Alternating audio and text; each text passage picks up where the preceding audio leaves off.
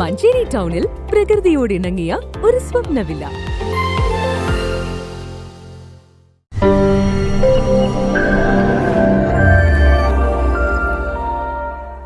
Manjeri NSS കോളേജിൽ പുതിയ യൂണിയന്റെ ഉദ്ഘാടനം നടത്തി.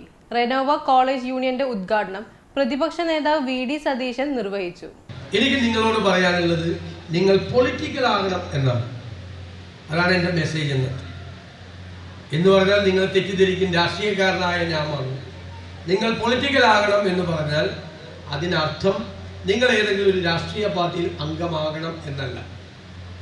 രാഷ്ട്രീയ പാർട്ടിയിൽ അംഗമാകാതെയും നിങ്ങൾക്ക് പൊളിറ്റിക്കലാവാം. രാഷ്ട്രീയ പാർട്ടിയിൽ അംഗങ്ങളായ എല്ലാവരും പൊളിറ്റിക്കലാണ് എന്ന അഭിപ്രായം എനിക്കില്ല. എന്താണ് പൊളിറ്റിക്കൽ ആകണം എന്ന് പറഞ്ഞാൽ?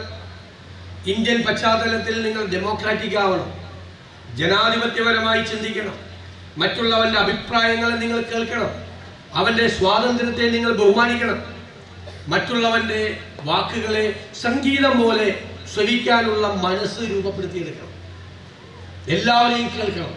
വിദ്യാർത്ഥികൾ പൊളിറ്റിക്കൽ ആവണമെന്ന് പ്രതിപക്ഷ നേതാവ് VD സതീശൻ പറഞ്ഞു. രാഷ്ട്രീയ പാർട്ടിയിൽ അംഗം ആവാതെയും പൊളിറ്റിക്കൽ ആവാം.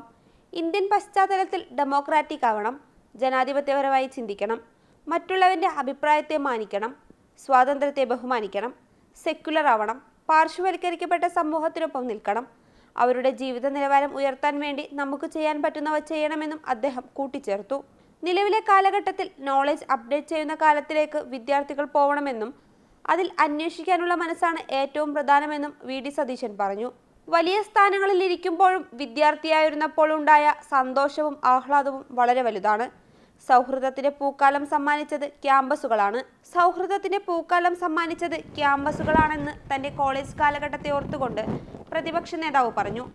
College principal, college union chairperson, മറ്റ് യൂണിയൻ ഭാരവാഹികൾ, അധ്യാപകർ, വിദ്യാർത്ഥികൾ തുടങ്ങിയവർ പരിപാടിയിൽ പങ്കെടുത്തു. News bureau, Manjeri.